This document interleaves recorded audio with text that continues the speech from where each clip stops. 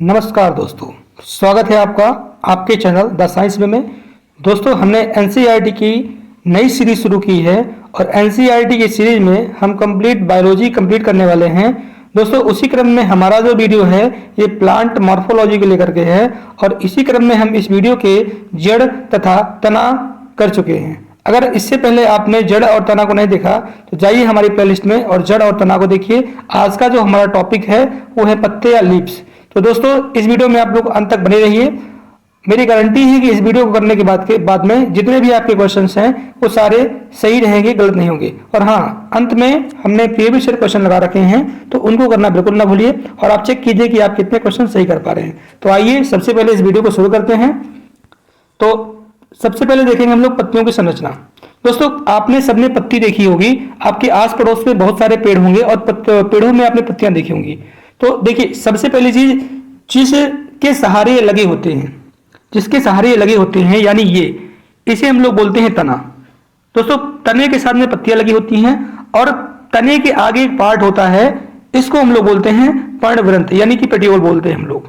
इसे हम लोग क्या बोलते हैं? पेटियोल बोलते हैं, पर्णवृंत बोलते हैं। और वही जो पेटियोल होता है ये आगे जाकर के कुछ ऐसा है निकल जाता है।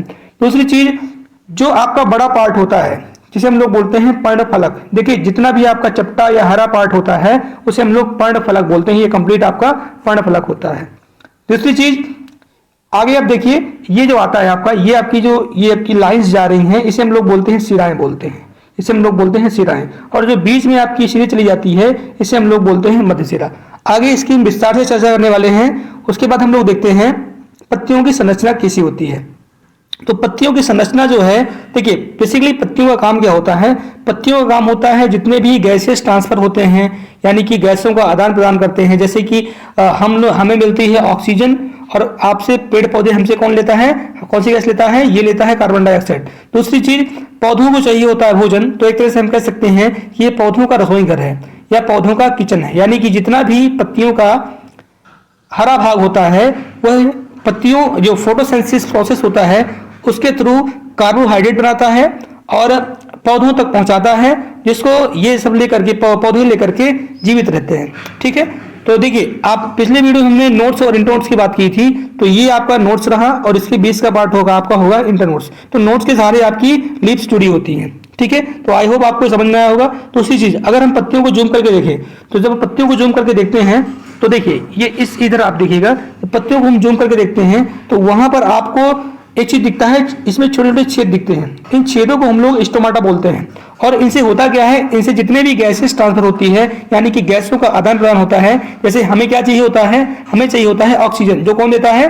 पौधे देते हैं, पेड़ देते हैं। और वापस में उसके बदले में क्या लेते हैं वो लोग? कार्बन डाइऑक्साइड लेते हैं। तो चीज होती कहाँ से है? इसी स्टोमाटा के थ्रू ही होता है। तो कई बार देखते हैं आप सड़क के किनारे जब शहरों में धूल जम जाती है तो जो आपकी नगर पंचायत की गाड़ियां वगैरह होती हैं उनसे धूल हटाती हैं। क्यों होता है? क्योंकि उसमें से गैसेस ट्रांसफर होती रहे। ठीक है। आगे हम लोग देखते हैं इन पत्तियों की संरचना से। तो इसके ऊपर हम देख चुके हैं और इसको एक बार विस्तार से देखते हैं पत्तियों की संरचना। तो ध्यान से देखिएगा, सबसे पहले हमने कहा था पत्राधार या पाणाधार, यानी कि जो आपका लीफ बेस होता है, लीफ बेस यानी कि ये रहा, ये आपका लीफ बेस है। ये होता क्या है? इसी के सहारे आपकी संपूर्ण पत्ती जुड़ी होती है और ये आपका जो है ये इसको स्टेबल करता है और यहां से आपका ये जुड़ा होता है। ठीक है। उसके बाद हम देखते हैं पेटियोल। पेटियोल ये देखिए, ये तने इसके साथ में जो लगा हुआ है इसे हम लोग बोलते हैं पेटियोल। पेटियोल क्या काम करता है? ये आपका डंठल नुमा, आप जानते होंगे, इसको हम लोग डंठल के नाम से जानते हैं। और ये आगे जाकर के ये मध्य शिरा में पहुंच जाता है और साथ में आपका ये जो है ये इसे हम लोग बोलते हैं, आपको पता ही है, इसे हम लोग शिराएं बोलते हैं। ठीक है। उसके बाद आगे देखते हैं हम लोग। तो आगे देखिए, ये आपका पत्र फलक यानी कि जिसको हम लोग बोलते हैं लैमिना इसको बोलते हैं हम लोग लैमिना यानी कि जो भी आपकी कंप्लीट पत्ती होती है उस पत्ती को हम लोग बोलते हैं लैमिना। ये देखिए, ये कंप्लीट आपकी पत्ती है ना, ये इसे हम लोग बोलते हैं लैमिना। और इसी में से आपका जो मध्य में से निकलता है इसे हम लोग बोलते हैं मध्यशिरा। और ये जो होती है लाइंस होती हैं इन्हें हम लोग बोलते हैं शिराएं बोलते हैं। ठीक है। आगे हम लोग देखते हैं दूसरी चीज, आगे होता क्या है? ये बेसिकली समझ लीजिए आप कि ये जो है एक तरह से जितना भी ट्रांसफर होता है, खनिज लवण इत्यादि जो पत्तियों तक पहुंचता है, ये सब पहुंचाने का काम करते हैं। देखिए शिराएं, देखिए आपने मनुष्य में धमनी जो शिराएं पड़ी ना, तो क्या करते हैं वो आपकी जो है आरसीबी वगैरह को, आरबीसी वगैरह को ट्रांसफर करते हैं। ये जो आपकी होती है, लेकिन इसमें ये भी शिराएं क्या होती है, शिराएं क्या करती हैं, शिराएं भी खनिज लवण को, भोजन को इत्यादि जो आपके जल वगैरह है ये सब यहाँ तक पहुंचाते हैं। ठीक है, मतलब परिवहन का काम करते हैं। एक तरह से हम कह सकते हैं पत्तियों का कंकाल होता है। देखिए अगर इसमें से हम पर्णफलक हटा देते हैं इसमें से तो कंकाल बचता है। ठीक है, ये इसका कंकाल होता है, स्ट्रक्चर होता है। आगे देखते हैं हम लोग। तो अभी देखते हैं हम लोग शिरा विन्यास क्या होता है। देखिए आपने देखा दो तरह के पौधे देखे होंगे, दो तरह की पत्तियां देखी होंगी।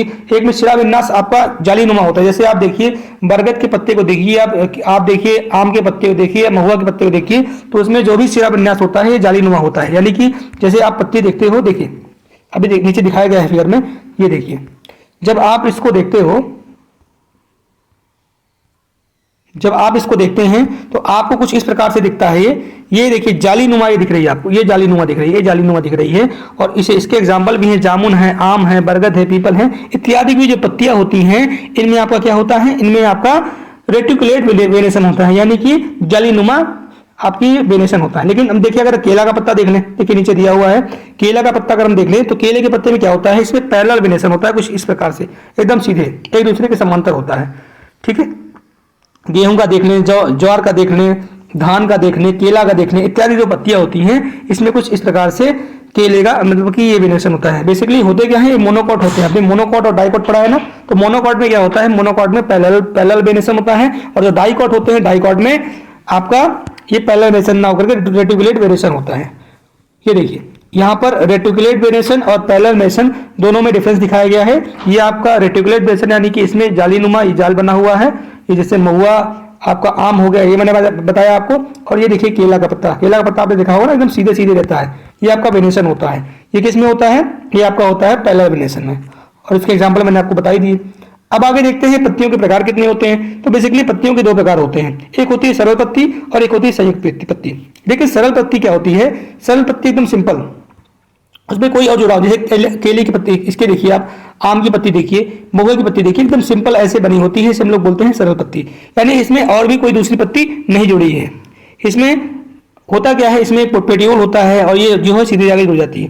लेकिन आप अगर नीम की पत्ती देखें तो नीम की पत्ती देखिए, ये देखिए जो संयुक्त पत्ती होती है, आपने नीम की पत्ती देखी होगी, तो नीम की पत्ती से ये आपका मध्य सिरा आया हुआ है, ये मध्य सिरा आया हुआ है, ये मध्य सिरा है, और इसमें से पत्तियां लगी हुई हैं, पहले 3 लगी हैं, फिर 2 लगी हैं, फिर 2 लगी हैं। इसे हम लोग जो है क्या बोलते हैं, इसे हम लोग बोलते हैं संयुक्त पत्ती बोलते हैं। ठीक है, आगे देखते हैं हम लोग।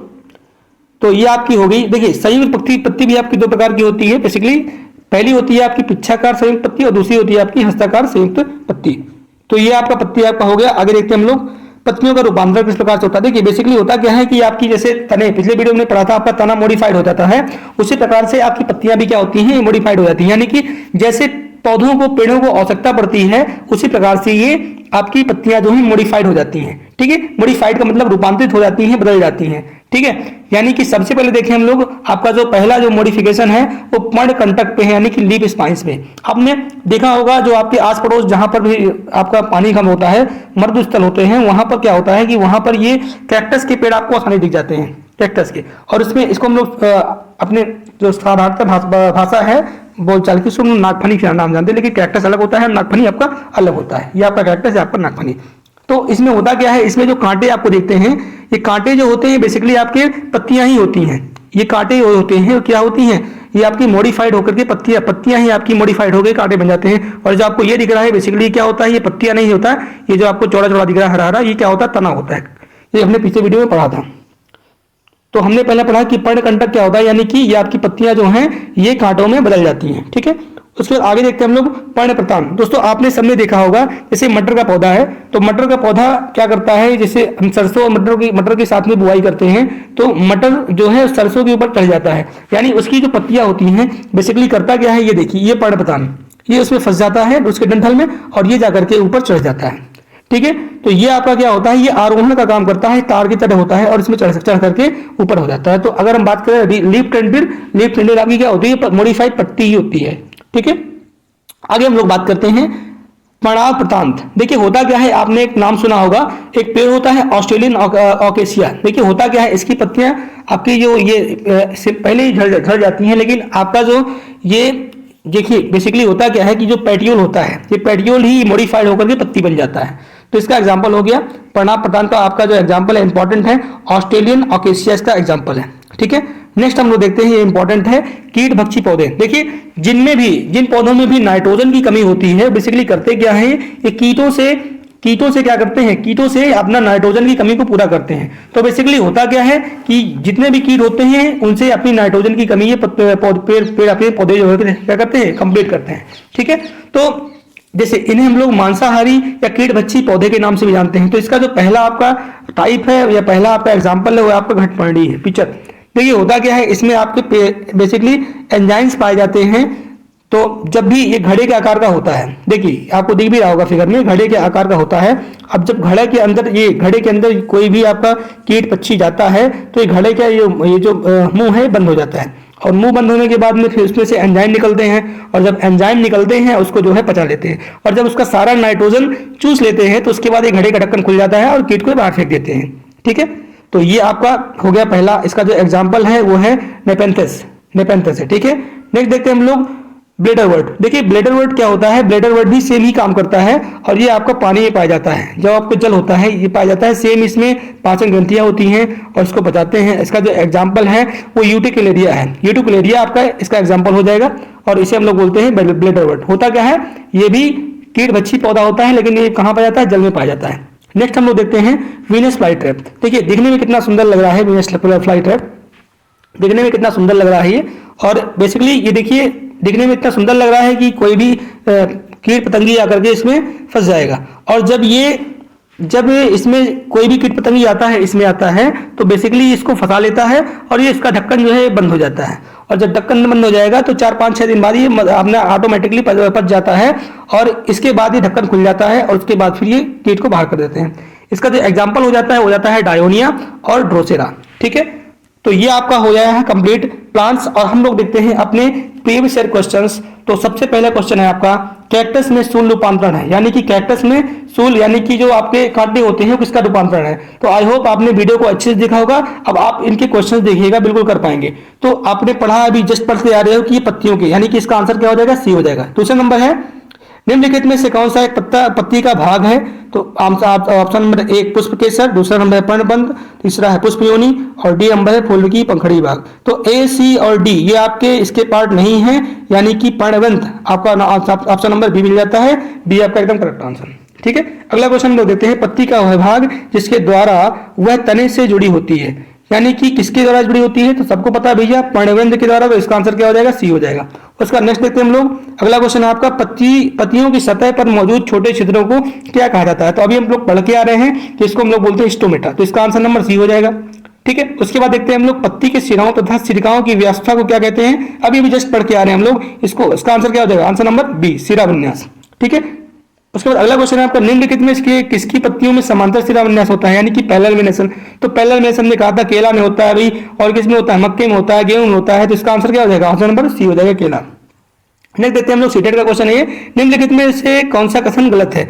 ऑप्शन ए है, पत्ती का विभाग जिसके द्वारा वह तने से जुड़ा होता है पर्णबंध कहलाता है, बिल्कुल सही भैया है। ऑप्शन नंबर बी, पत्ती के चौड़े हरे भाग को पर्णफलक कहा जाता है, ये भी सही है।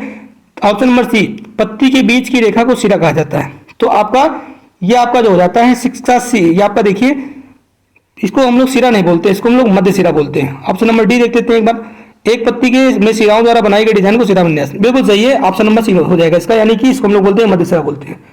ठीक है, तो नेक्स्ट हम लोग देखते हैं,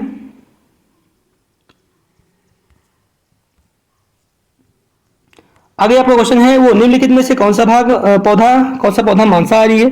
तो मांसाहारी भैया क्या, अभी हम लोग पढ़ के आ रहे हैं ना, मांसाहारी कौन सा है, तो मांसाहारी इसका हो जाएगा आपका सी नंबर। ठीक है, आगे देखते हैं हम लोग, मेढकों और कीटकों को फंसाने और खाने पकड़कर खा जाने वाला घटपड़ी पौधा कहाँ पाया जाता है। इसका आंसर हो जाएगा मेघालय में पाया जाता है। ठीक है, उसके बाद देखते हैं हम लोग, निम्नलिखित में से किसे जलीय तथा कीटभक्षी पौधे के रूप में जाना। देखिए जलीय अभी हम लोग जस्ट पढ़ के आ रहे हैं, और आपका आंसर हो जाएगा यूटिकुलेरिया। तो ये आपका पत्तियों का कंप्लीट वीडियो है। इसके बाद आपका नेक्स्ट वीडियो आएगा। तो अगर आपको ये कंटेंट समझ में आया हो, आपने सारे क्वेश्चंस किए हों, तो आप बिल्कुल चैनल को सब्सक्राइब कीजिए, शेयर कीजिए और लाइक करना बिल्कुल मत भूलिए। ठीक है, तब तक के लिए धन्यवाद, मिलते हैं नेक्स्ट वीडियो में।